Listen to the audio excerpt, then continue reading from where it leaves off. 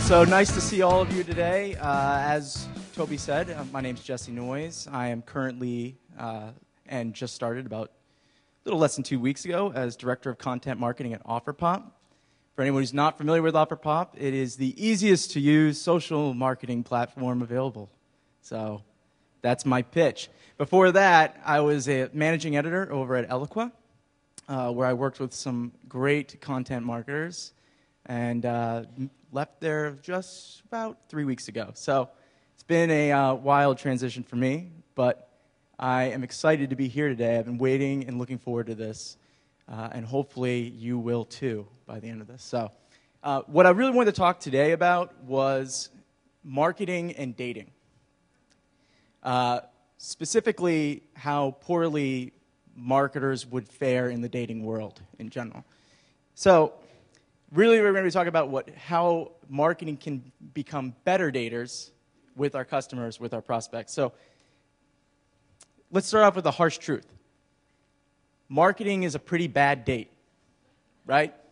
For anyone who's been on a bad date, you probably know what I'm talking about. You know pretty much within minutes that you are in for a night of tedium, boredom, and having someone just kind of talk all night or not talk at all and say creepy things. So marketing kind of fits in the same place because like a bad date, a lot of times what we're trying to do is from the very outset convince people of how great we are, right? I want to convince you that I'm financially secure and how smart and funny I am and what a great catch I am. And marketers do a lot of the same things. You know, it may be we're bigger than the other guy, so we're a better bet. Or maybe we're not as big as the other guy, so we're kind of the sexy new thing. Maybe it's we have more revenue growth. Maybe it's our product does this, our feature does that. But we just kind of launch right into it with our prospects. You know, love me, like me, don't leave me. The result is we look like that, right? Please like me. Most of the date, you end up feeling like you're being talked at. And so, as marketers, we need to find a way to be a little less aggressive when it comes to product, to selling our products and our services. This is basically what we look like. I describe this as the creepy guy at the bar syndrome, right? You meet the guy, and within 2 minutes, he's trying to convince you to marry him and settle down, right? Instead of just convincing you to go on that next date.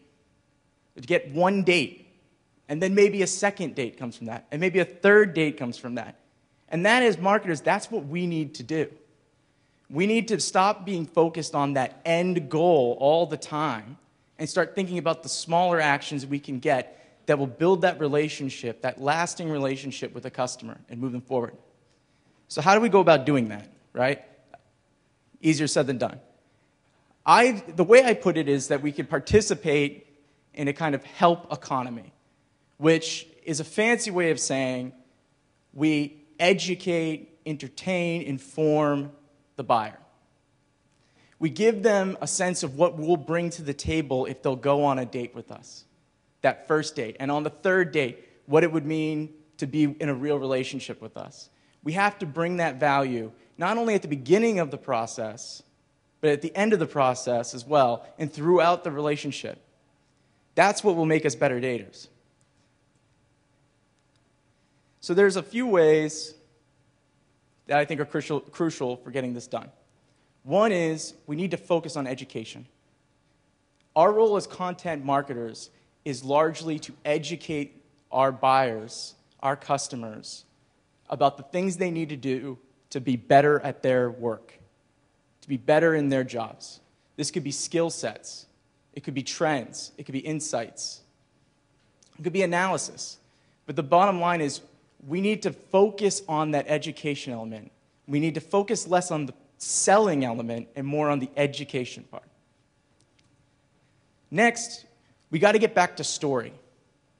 And when we talk about story today, it's such an elastic term that I don't think it has any meaning whatsoever, right?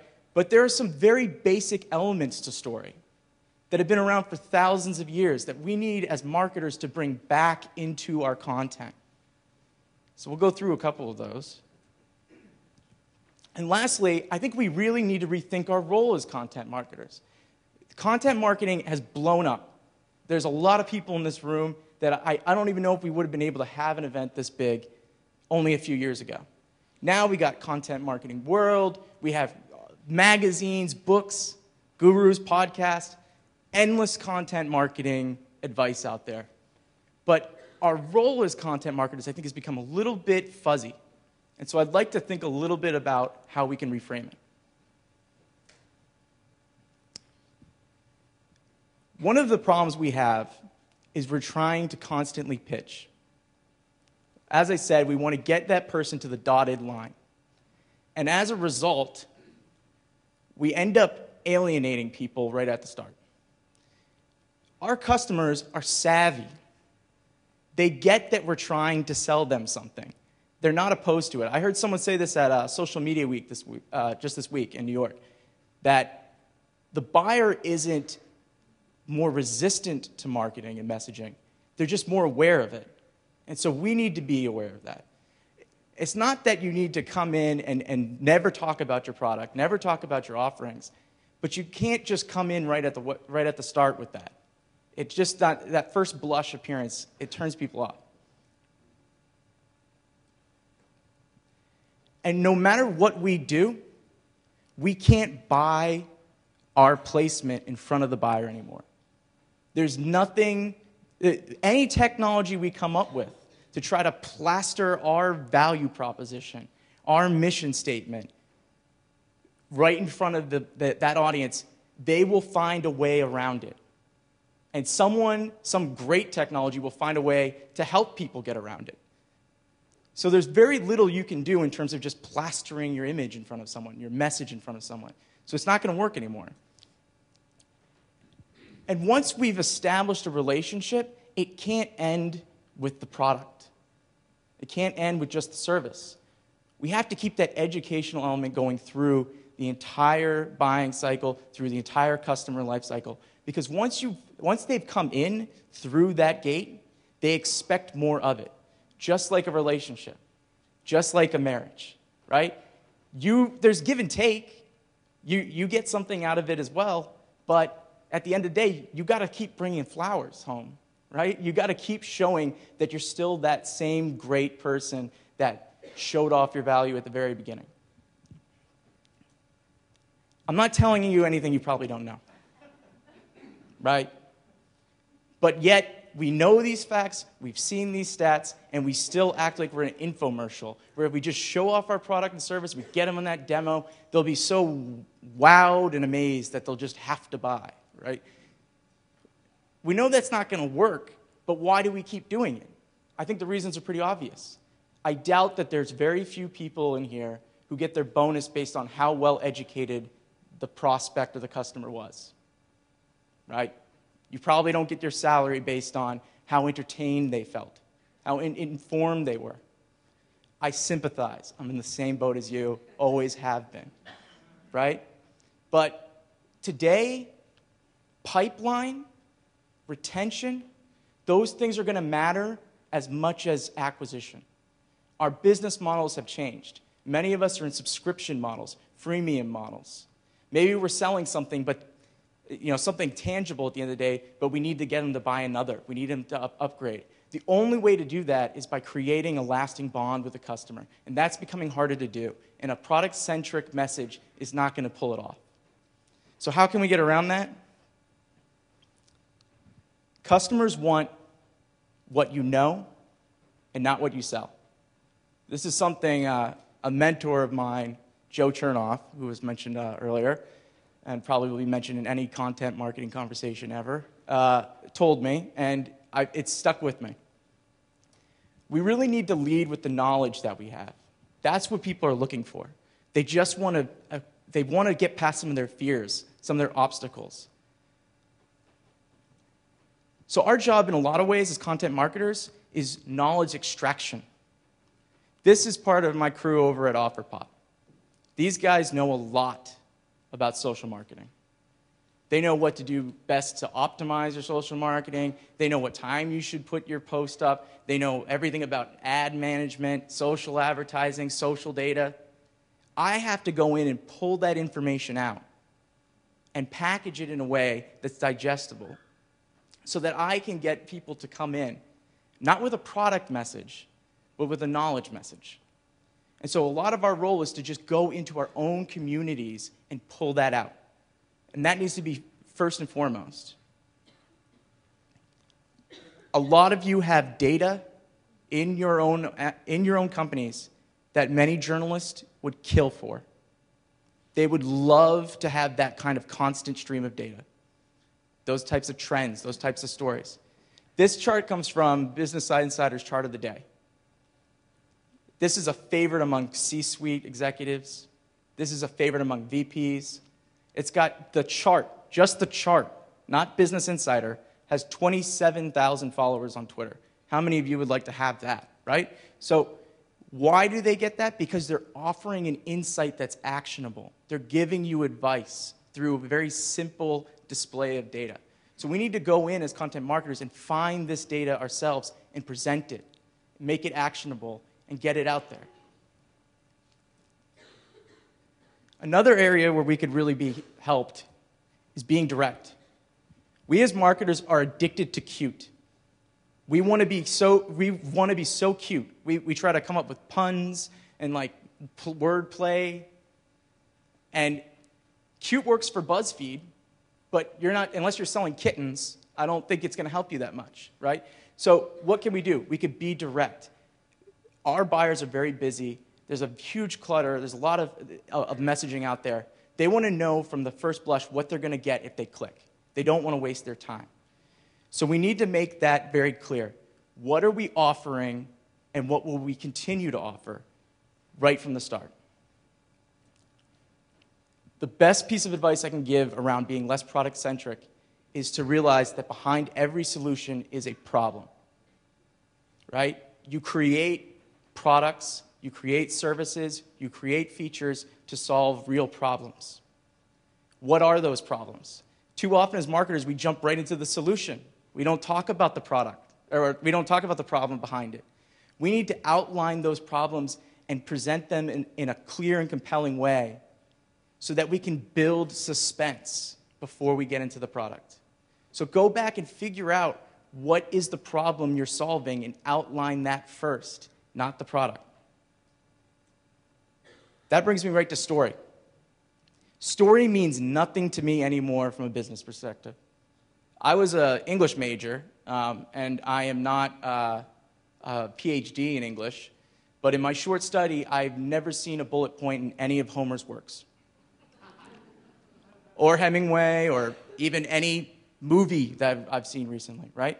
I don't see that type of resolution, here's where it is, data point on effectiveness, productivity. We've lost what story is really about, and we need to get it back. So what is story not? It's not a mission statement. I don't have a problem with mission statements. I like mission statements. We should all have mission statements. But a mission statement in and of itself is not a story. It's a tagline. It's a declaration. It's a statement. It's not a timeline.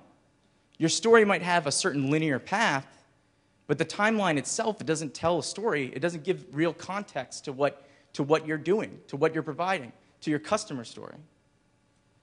And it's not a case study, right? Case studies are great, but they don't really talk about who these people are, what they did, how they got it done. So getting into the real story, what is story? Shakespeare knew what story was. Character. Are your characters compelling? Are they relatable?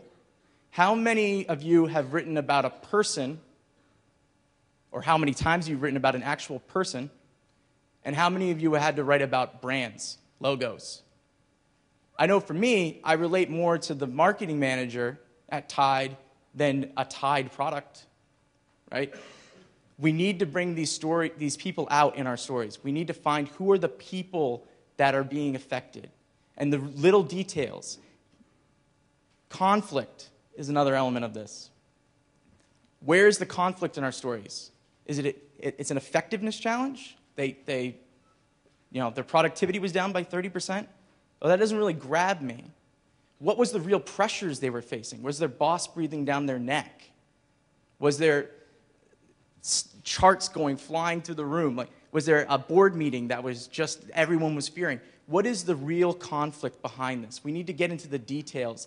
It's not that we don't provide the data points, but we got to get into who these people are and the real challenges and obstacles they faced. And finally, we got to go back to resolution. How did they get this resolved? And that isn't just a bullet point.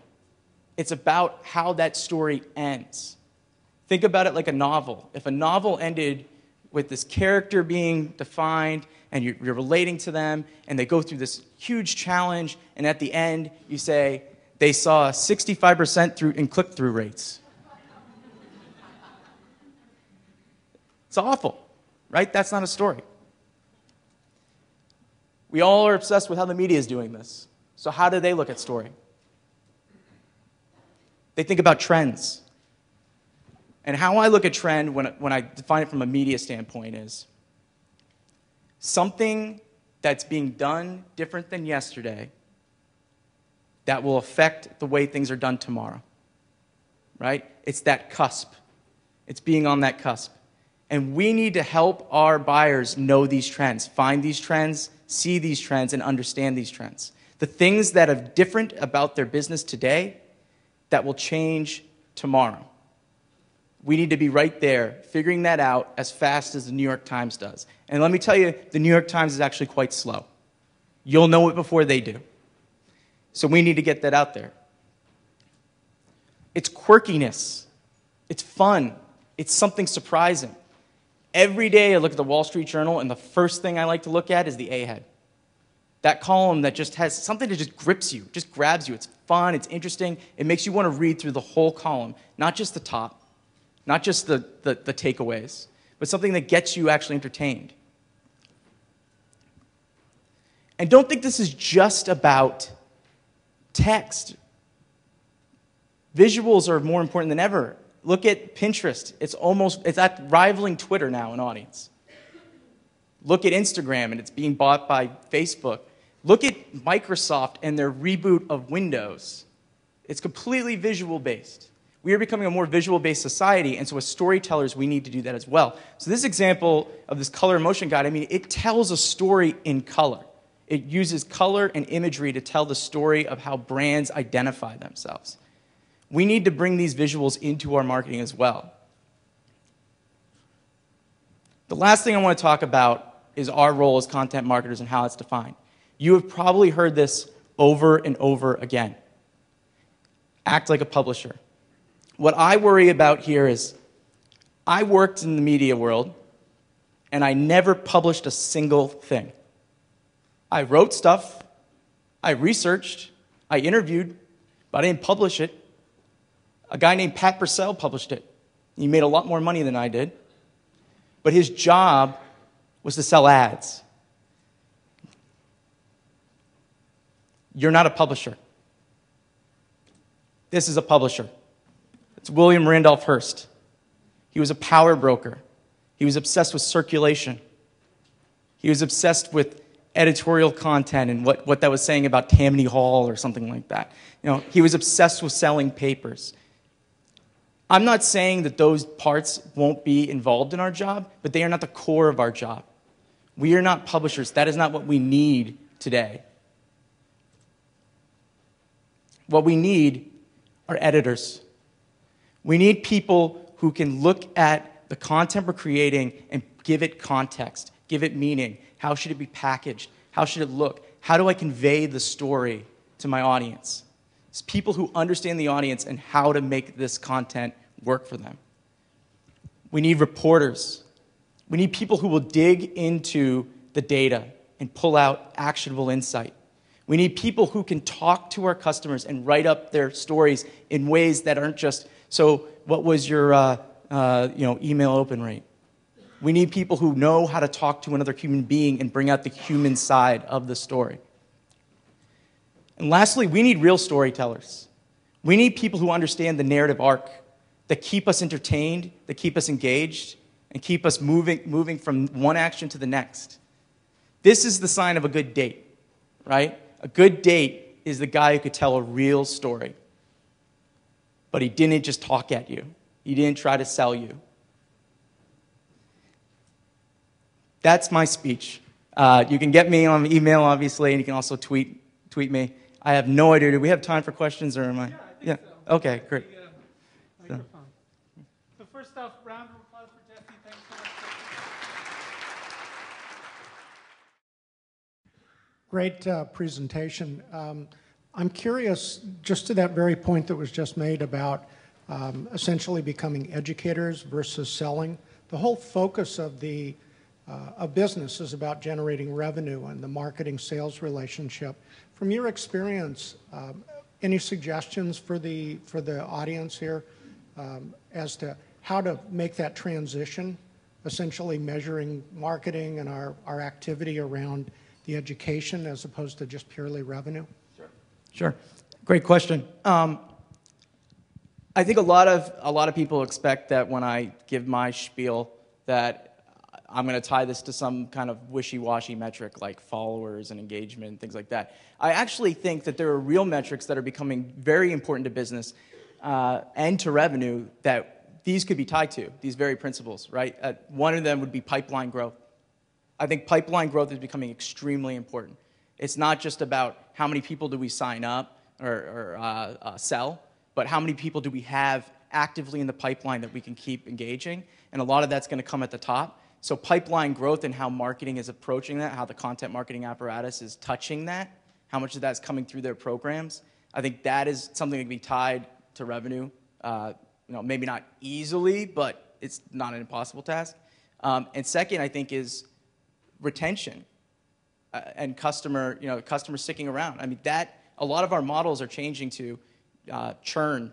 We're worried about churn more than ever. A lot of our annual revenue comes through retention programs. So how is marketing providing these kind of educational materials that keep the person coming back again and again, re-signing and re-signing? Those types of things could be very easily touched to the content we're creating that's educational and delivering to those customers and to the prospects at kind of the top and mid-stage of the funnel. Yeah, you said case studies aren't really stories, and I think probably the best of them really are. Yeah. But I was wondering if you could give us some concrete, specific tips. There have been a lot of stories that have sort of gone viral. Like I remember the Folgers date commercials, and people actually were looking forward to the next commercial. So I guess one of my questions is, like, when we're telling a story, if we wanted to serialize it or get people interested with a beginning, a middle, a conflict, and a resolution, are there any tips that you have for getting them to look forward to that next step in the story? I think the number one tip I can give around that, and I think this could be woven into case studies. It's something we've tried to do at Eloqua, and it's something I try to do everywhere, is getting the human detail, like I talked about. So I think it's not easy. It's getting those conversations with the customer that we're trying to tell the story about and finding out what was the situation they were facing. So I remember sitting in one of my first calls at Eloqua and someone saying, so I want to go through your conversion rates and things like that, and we got the numbers. And then I kind of just said, where were you sitting when you first saw this? What room were you in? And it's hard to pull this out of people. They're not used to it, but that's what we got to get to. There's a great book. I recommend everybody read it, Made to Stick, by Chip Heath, Dan Heath. It really talks about this. People don't remember data points. They remember anecdotes. So it's getting that anecdotal information and putting it together with the real data, with the real results. But I think that's what people get attracted to. I think that's what leads to people passing it around. I think especially in videos, one thing I've noticed a lot, and my company's actually going to be doing an event around this, is the nature of viral has changed just in the last few years. You'll notice that it used to be marketers really tried to hide who they were in their viral videos, the viral messaging they tried to get out. They didn't want you to see until maybe 6 weeks in. They would reveal, oh yeah, we made that video. Nowadays, they put their branding right there, and people still share it because they get it. You know, I saw that recent viral video with P. Diddy and Ciroc, where he's supposed to be like Ciroc, he's supposed to be jumping over a bull or something like that, and they didn't keep their brand hidden at all. But people are entertained by the entertainment value of it. You know, Geico does this. The entertainment, you don't have to hide who you are anymore. And I think the viral nature is changing. They're not resistant to sharing some brand's message so long as it does provide some kind of value or entertainment value.